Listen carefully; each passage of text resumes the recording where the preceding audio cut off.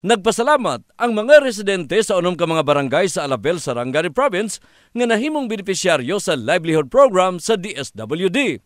Anaa sa 71 ang mapalaron nga nakaangkon sa maong programa nga nagikan sa mga barangay Dumulok, Bagakay, Baluntay, Maribulan, Poblasyon ug Ladol nga nakadawat ang matag usa og 15,000 pesos. Usa sa mapalaron si Michael Frank Salinas ang hilabihan nga nalipay nga sila ang nahatagan og puhunan alang sa ilang pagpamaligya og bugas. Sir, dako kayo pasalamat la sir kay nakadagdag po sa kuang kinahanglan ba.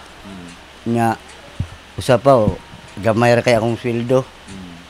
Nya mao ra jud akong pasalamat po ko sa among barangay sir na na-appeal jud mi.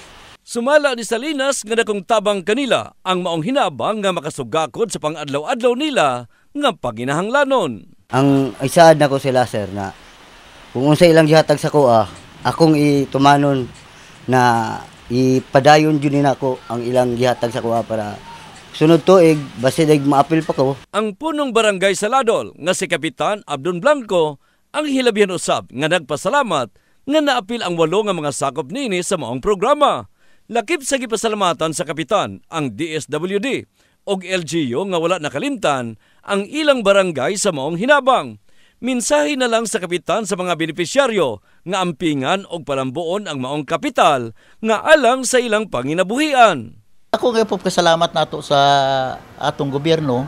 Tungod nga ang atong gobyerno wala na nagpabaya sa atong mga pobre nga mga tao nga kailangan nga sa mga trabaho o mga ini nga livelihood no nga para nga ma-sustain nila ang ila pangabuhian. Kahibaluan nga usa sa katuyuan sa maong programa ang pagpauswag sa socio-economic capacity sa pamilya nga naapil sa maong programa. In the heart of changing lives, kini si Brigada Dani Casi, Brigada News.